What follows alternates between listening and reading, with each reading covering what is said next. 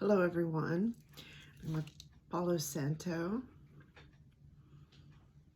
And Spirit, bless this space, bless everyone, bless me, bless the space. Do a little bit of sage if I can get it lit. This one, the sage that I have, it's been hard to kind of get it smoking. Maybe a little bit here. I have incense going too. Welcome to my channel, Soul Healing Angel, also known as Mary Beth. And it's evening right now. It's been a beautiful day today for me. Part of the day has been a day of rest. I think we all need a day of rest. I do believe in resting.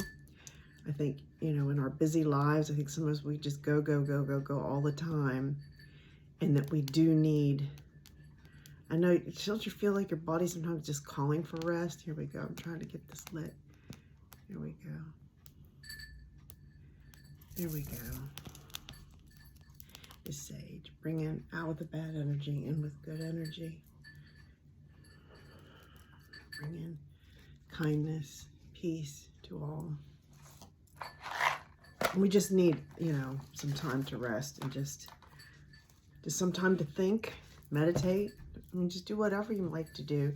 Listen to music, watch, I don't know, Netflix. I like to watch the love stories. I like the Korean love stories on Netflix, the subtitles. I enjoy those.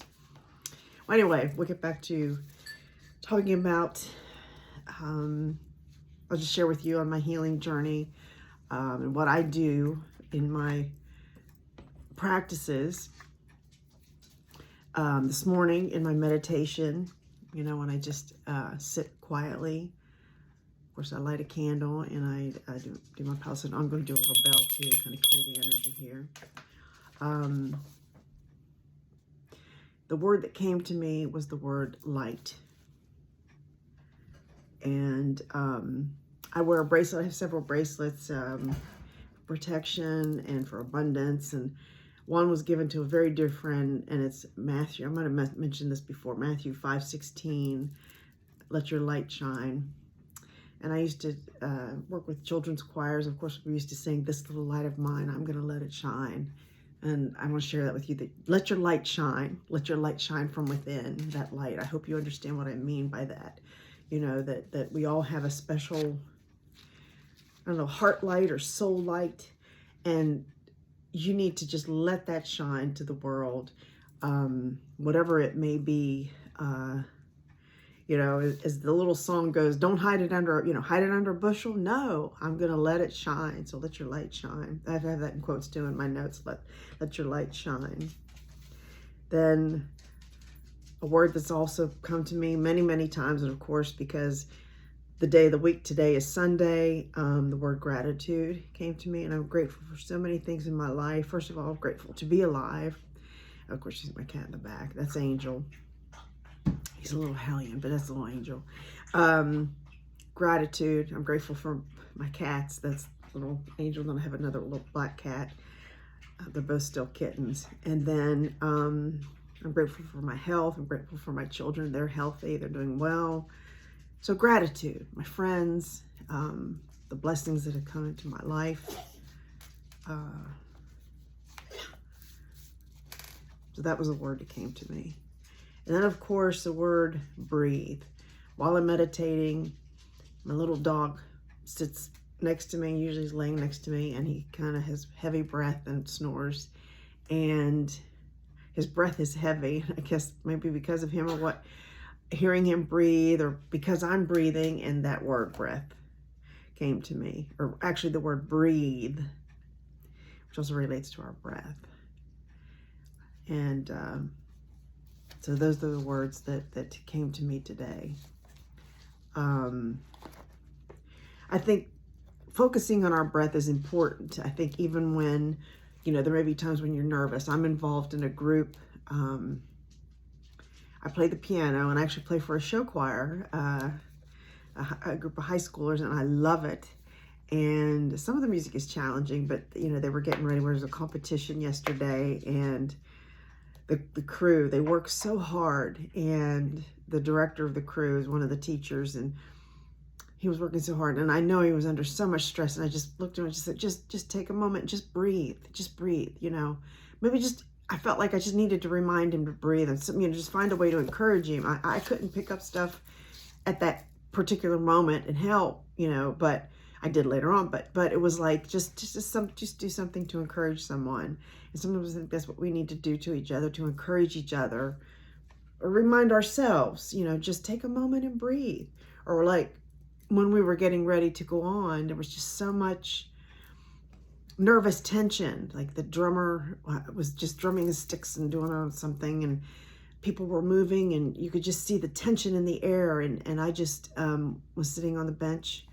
You know, we were waiting to move the props and everything into the where the staging area is. You only have so much time to set up and everything. But I was sitting there, and I just closed my eyes and just breathed.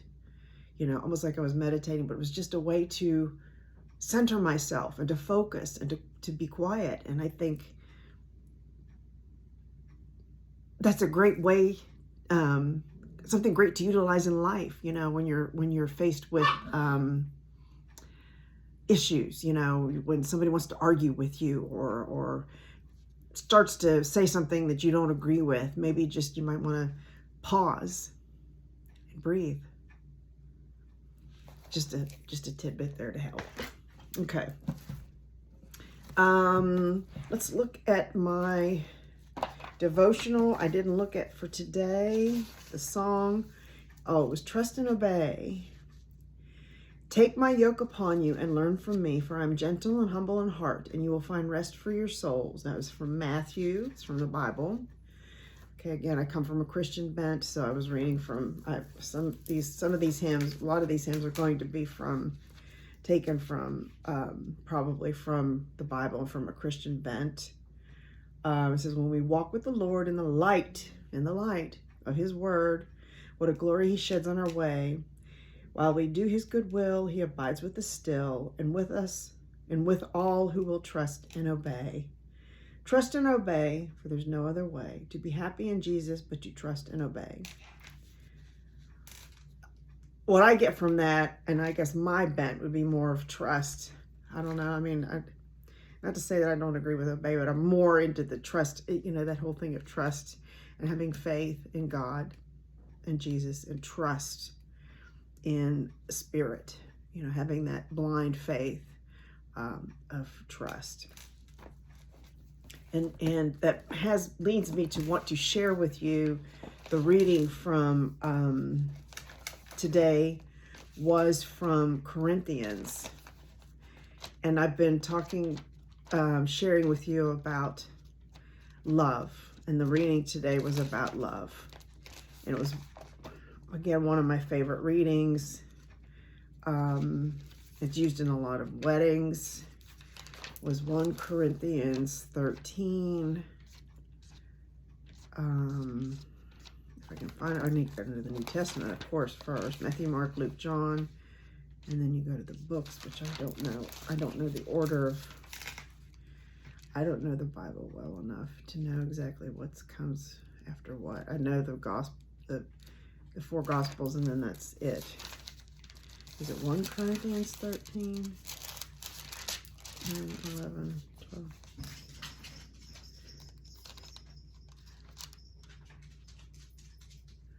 Oh, this one uses the word charity for love. I guess I'll use the word love when I say this.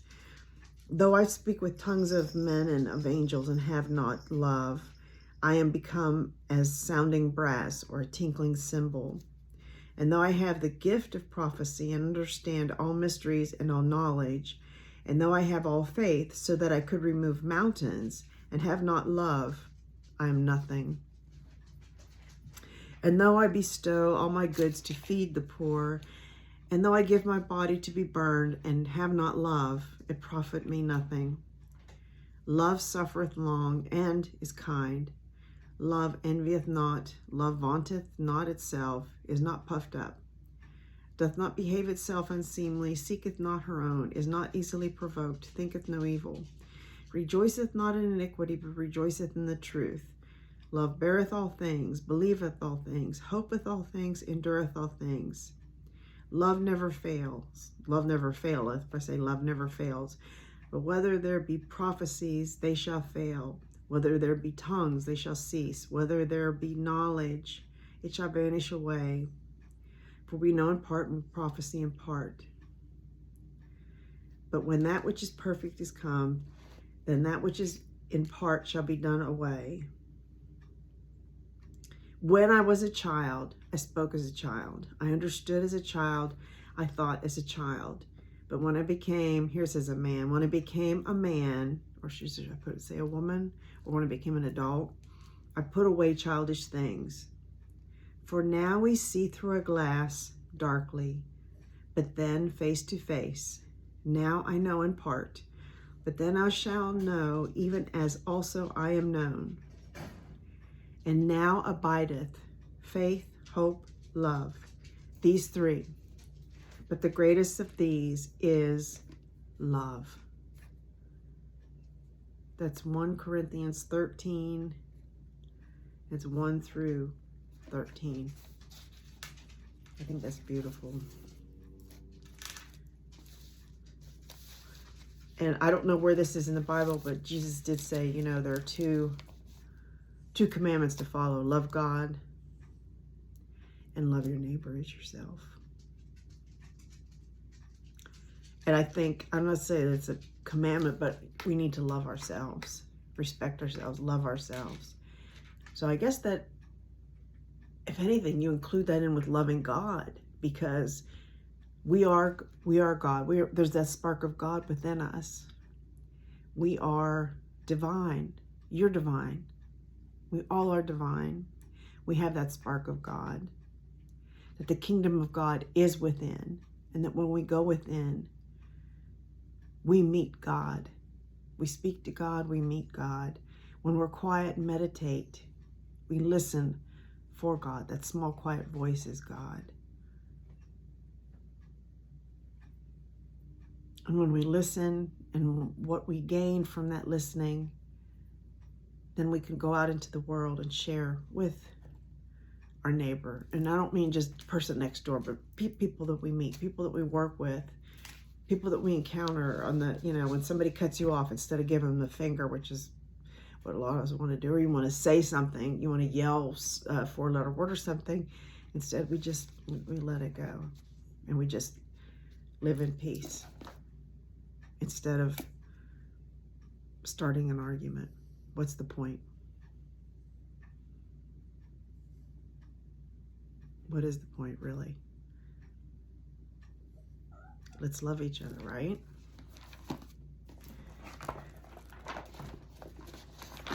Let's see what the Course in Miracles might say about love, if I can find it. It says here about miracles. It says, miracles are seen in light. The body's eyes do not perceive the light, but I am not a body. What am I? Think about, I guess our soul is not a body. We have a body, or those of us that call it, some people call it a meat suit. I think it's kind of funny. Or an avatar, that this is just a vessel that houses the soul, and that there's just a piece of our soul that's in this body.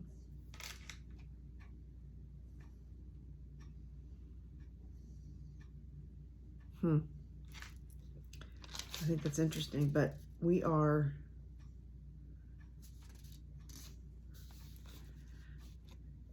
God. I am God. You are God. Here's lesson 92. It says, miracles are seen in light, and light and strength are one. You do not think of light in terms of strength and darkness in terms of weakness. That is because your idea of what seeing means is tied up with the body and its eyes and brain. Thus you believe that you can change what you see by putting little bits of glass before your eyes. This is among the many magical beliefs that come from the conviction that you are a body and the body's eyes can see. So we really aren't this body. This is just in this particular carnation, that this particular life that we've chosen, this vehicle. You also believe the body's brain can think. If you but understood the nature of thought, you could but laugh at this insane idea. It is as if you thought you held the match that lights the sun and gives it all its warmth, or that you held the world within your hand, securely bound until you let it go. Yet this is no more foolish than to believe the body's eyes can see, the brain can think. I don't know what can think, but it's something to ponder, right? What is doing the thinking? Is it our soul? It is God's strength in you that is the light in which you see, as it is his mind with which you think. His strength denies your weakness. It is your weakness that sees through the body's eyes, peering about in darkness to behold the likeness of itself.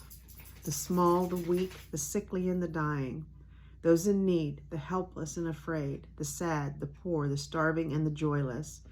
These are seen through eyes that cannot see and cannot bless. Something to think about.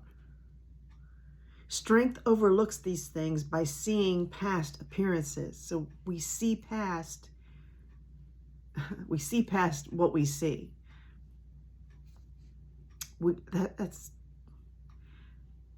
That's kind of illogical, isn't it? We see past what we see, or we need to see past what we see. That looking within. It keeps its steady gaze upon the light that lies beyond them. It unites with the light of which it is a part. It sees itself. It brings the light in which yourself, with a capital S, appears. In darkness you perceive a self that is not there. Strength is the truth about you. Weakness is an idol falsely worshipped and adored, that strength may be dispelled, and darkness rule where God appointed that there should be light. The light of strength is constant, sure as love, forever glad to give itself away, because it cannot give but to itself. No one can ask in vain to share its sight, and none who enters its abode can leave without a miracle before his eyes, and strength and light abiding in his heart. The strength in you will offer you the light and guide your seeing, so you do not dwell on idle shadows that the body's eyes provide for self-deception. Strength and light unite in you, and where they meet, yourself stands ready to embrace you as its own. Such is the meeting place we try today to find and rest in, for the peace of God is where yourself, his son, yourself, you, his son or daughter, is waiting now to meet itself again and be as one.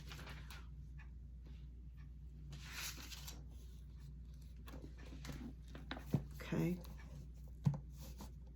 That's from A Course in Miracles, about light. I'd like to pull an angel card now from Kyle Gray's Angels and Ancestors.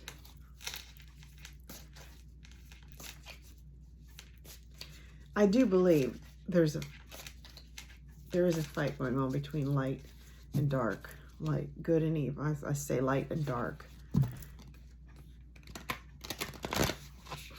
We need to live in the light and choose light, choose love, choose peace.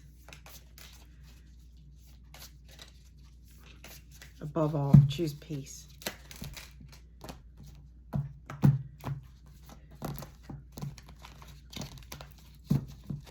Choose peace. I don't know if you're familiar with saints. There's St. Francis of Assisi had a prayer, Lord, make me an instrument of your peace. I pray that.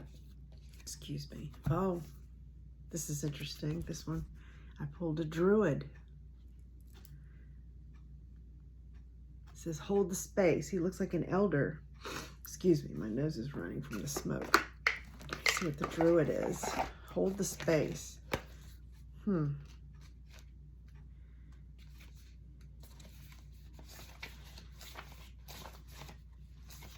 drawn the druid before.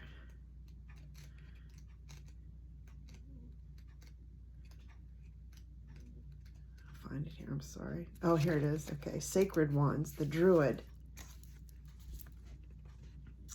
Hold the space. Message, hold things together. Don't make any sudden moves or changes. Stand strong, knowing you are where you are supposed to be. Think about that. You are where you are supposed to be. The Druids were the ancient wise ones of Britain, Ireland, and France. They had a deep connection with the earth, the sun, and the moon. They were the scholars who created the Ogham tree language, and they were known, or it might be Ogham, I'm not sure, the Ogham or Ogham tree language, and they were known for their creative skills in storytelling, poetry, and craftsmanship. When the Druid card appears in a reading, you're being guided to dig deep within and hold your station.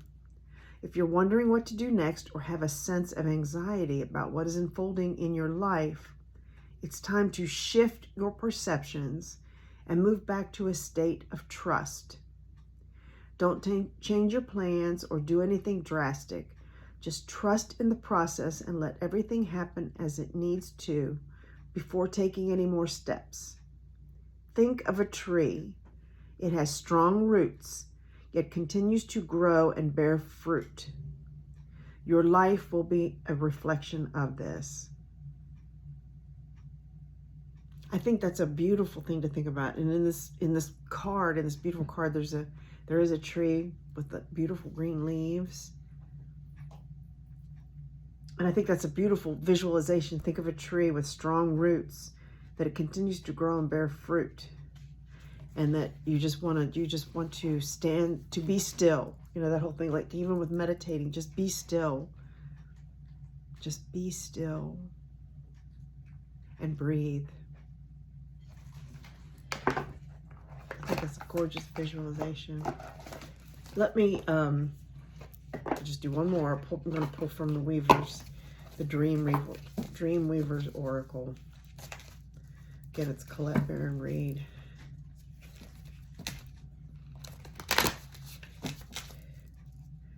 Give us a little guidance here at the end.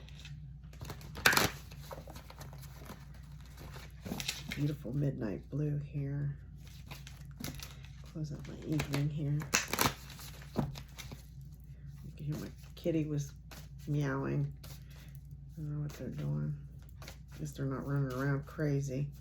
Let's see here, fill this one. Oh, okay. Oh, look, it's a tree. It's got a tree in it. 13. All the willows know your name. I think that's neat how it's got a tree on it, too. 13. All the willows know your name. Wow. It's got the hands on it with eyes. All the willows know your name. Essential meaning. Being witnessed and seen by another. Being understood. The flexibility of healthy relationships. Interdependence. It's such a beautiful, excuse me. I'll get a drink here so I have to smoke. Okay. It's such a beautiful feeling to know that you are truly seen by another or by a whole community. When you are known, accepted, and witnessed by others, you have a wonderful sense of connection and communication. You feel the grounded safety of belonging.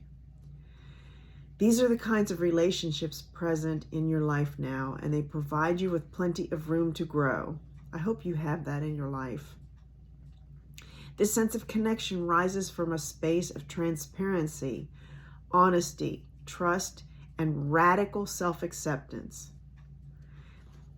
Radical self-acceptance. Isn't that interesting? I just talked to someone about, there's a book called that, Radical Self-Acceptance. That's neat. It just really stands out to me, that radical self-acceptance. It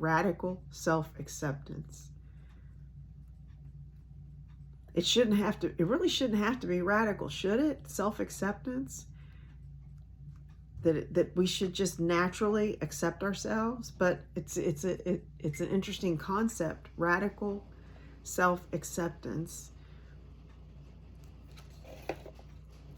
Food for thought, right? You naturally invite others to see you as you see yourself in the fullness of your expression. That means your authentic self, being authentically you. Guess what? If you have a freak flag, let it shine. I mean, whatever, you, let the real you shine. Let your light shine. When you shine, there you go, here, when you shine, it comes from a true desire to share, and that is compelling and attractive to others who can appreciate you. Know that right now you are seen, witnessed, respected, appreciated, and accepted. You don't have to look for approval, for you already have it. Maybe it's back to that radical self-acceptance, that you accept yourself first. The whole thing about you, not the whole thing, that we can't love another until we love ourselves, which is the truth. So you need to have self-acceptance, radical self-acceptance, before people can accept you, and be authentically yourself. Remember that you shine on behalf of the divine. And it's that divine that's within, the divinity that's within. And isn't it amazing that all the willows know your name? Doesn't that feel good? That's beautiful. That's a beautiful thought. All the willows, and look, so there's roots that are going down. And so the willows are communicating with each other, all the trees. They all know your name, and you've let your light shine, and you share your love with yourself and with the world.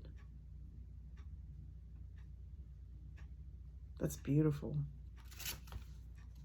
And on that, I'm going to send you love, peace, namaste.